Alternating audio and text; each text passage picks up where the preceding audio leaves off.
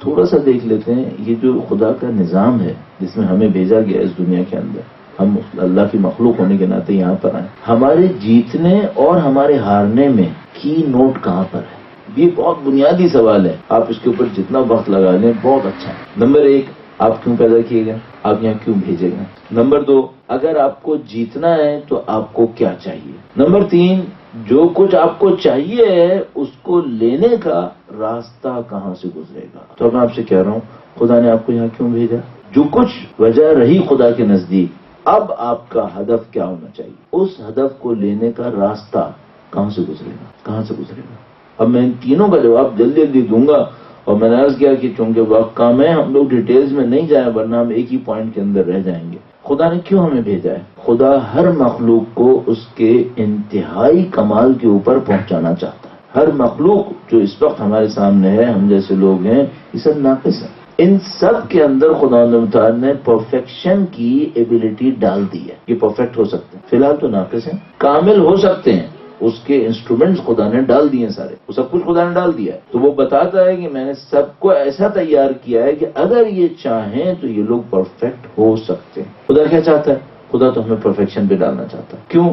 ہر خالق کا مقصد یہی ہوتا ہے، ہر بنانے والے کا مقصد ہوتا ہے، خالق تو بہت دور کی بات ہوتی ہے۔ مثلا اگر آپ ایک تصویر بنانا چاہتے ہیں تو آپ تصویر ناقص بنانا چاہتے ہیں یا کامل بنانا چاہتے ہیں؟ ظاہر ہے آپ تصویر کامل بنانا چاہتے ہیں۔ مثلا میں آپ سے کہوں کہ بھائی ایک گاڑی بنائیے، تو آپ گاڑی بیکار بنانا چاہیں گے یا کارآمد بنانا چاہیں گے؟ ظاہر ہے کہ آپ کارآمد گاڑی بنانا چاہیں گے۔ خدا مخلوق بنانا چاہتا ہے، انسانوں کو اس نے بنایا، ناقص بنائے گا یا کامل بنائے گا؟ کامل بنائے گا۔ وہ چاہے گا کہ میں کامل بناؤں، تو آپ مجھ سے کہیں گے کہ بھائی پھر اتنا کام کرنے کی کیا ضرورت ہے؟ پیدا ہوتے ہی کامل کر دے۔ وہ تو اس نے بنائے ہوئے ہیں، ان کو ہم فرشتے کہتے ہیں، وہ تو اس نے بنائے ہوئے ہیں۔ کچھ ایسے بنانا چاہتا ہے جن کو بناؤں گا میں ناقص، محنت سے وہ کامل بنے، وہ میں اور آپ ہیں۔ اچھا آپ کہیں بھائی ہمیں یہ ڈرامہ نہیں چاہیے، ہاں کچھ مخلوق ایسی بھی بنائی ہے اس نے جس میں یہ کام ہے ہی نہیں، ناقص ہے، ناقص ہی رہیں گے، وہ بھی بنایا اس نے۔ جو آپ تصور کریں نا خالقیت خدا میں، جو آپ تصور کریں وہ بن چکا ہوگا، جس کی بھی پاسبلٹی ہوئی وہ بن چکا ہوگا۔ یہ بہت بڑا فلسفیکل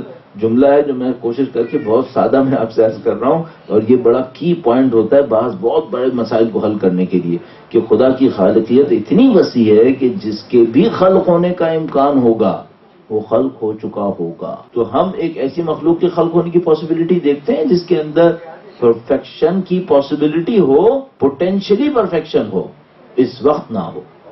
ہاں دیکھتے ہم ہیں، اس لیے خدا نے ہمیں خلق کیا، ہمیں کامل دیکھنا چاہتا ہے۔ اچھا اگر وہ مجھے کامل دیکھنا چاہتا ہے اور میں ابھی کامل نہیں ہوں، ابھی تو میں ناقص ہوں، تو کیا اس نے میرے پاس سارے انسٹرومنٹس ڈال دیے ہیں، اپریٹس ڈال دیے ہیں؟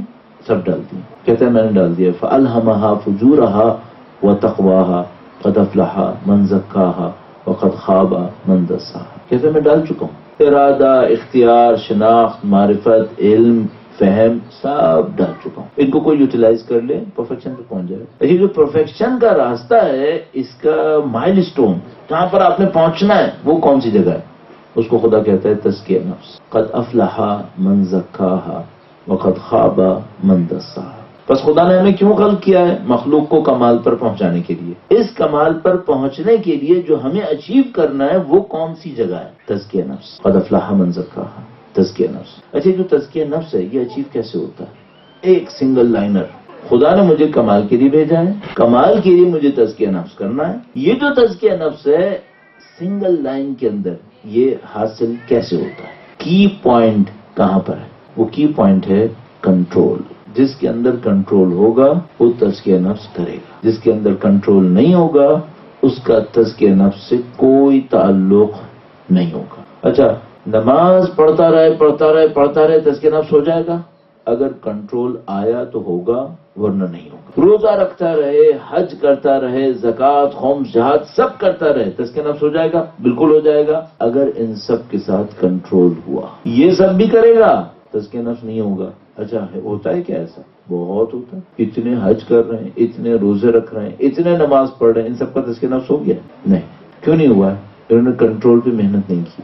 آپ نے اگر اس پہ محنت کر لی تو میں گارنٹی سے کہہ رہا ہوں آپ کے تزکیہ نفس کا آدھے سے زیادہ معاملہ ختم ہو گیا۔ اچھا مجھے تعجب اس بات پر ہے، اور یہ ظاہر یہ تعجب اہل بیت اطہار علیہ السلام کے فرامین نے ہمیں بتایا، وہ یہ کہ انسان دنیا کی پتہ نہیں اس سے کہیں چھوٹی مصلحتوں کی خاطر کنٹرول کر لیتا ہے، تزکیہ نفس کے لیے نہیں کرتا۔ مثلا اگر کسی کو شوگر کی بیماری ہوتی ہے تو شوگر کے لیے کنٹرول کرتا ہے یا نہیں کرتا؟ بالکل کرتا ہے۔ ٹریفک ڈرائیونگ کے دوران وائلنس اور پتہ نہیں اس کے فائن سے بچنے کے لیے کنٹرول کرتا ہے یا نہیں کرتا؟ کتنا دل چاہتا ہے روڈ خالی ہے بگاؤں، لیکن کنٹرول کرتا ہے، ساری جگہوں پہ کنٹرول کر رہا ہوتا ہے، صرف خدا کی خاطر تزکیہ نفس کے لیے کنٹرول نہیں کرتا۔ یہاں پہ کیوں شکست کھاتا ہے؟ اورینٹیشن کلیئر نہیں ہے۔ اب بدقسمتی سے اگر اورینٹیشن نہیں ہوئی تو کیا ہوگا؟ میں نے کہا وقت کی طبیعت کے اندر تو بہنا ہے، بہ جائے گا، چلا جائے گا۔ آپ یہ دیکھیں آپ نے کیا کیا، اورینٹیشن کا ہونا کنٹرول دیتا ہے۔ مثال کے طور پر 20 گھنٹے کے لیے میں نے چینی نہیں کھائی تو اس کا مطلب یہ کہ اب میری شوگر کی بیماری ختم ہو گئی ہے۔ آپ جب رکھیں گے تب پتہ چلے گا۔ کنٹرول یہ کہ نہیں کیا ابھی یہ سمجھ میں نہیں آئے گا۔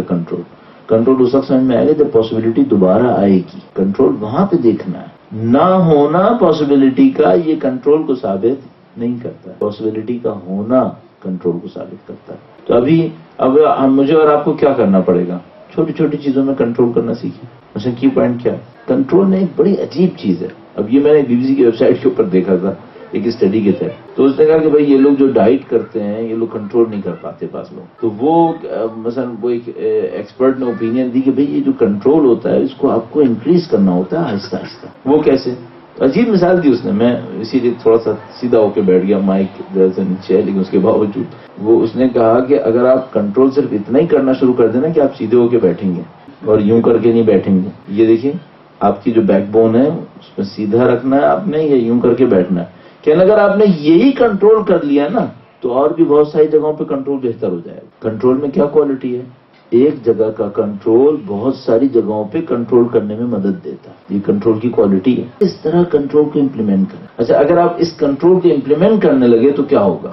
آپ اپنے اندر ایک اتنی اچھی فیلنگ نوٹ کریں گے کہ میں وہ انسان ہوں جس کو چیزیں ہلا نہیں پا رہی، میں اپنی ڈیسٹنی کا مالک ہوں، میں کنٹرول کرنا جانتا ہوں۔ جو لوگ ویٹ لاس پہ کام کرتے ہیں نا، ان کو جب وہ ویٹ کم کر رہے ہوتے ہیں تو ایک بڑی زبردست فیلنگ آ رہی ہوتی ہے۔ کیا فیلنگ آ رہی ہوتی ہے؟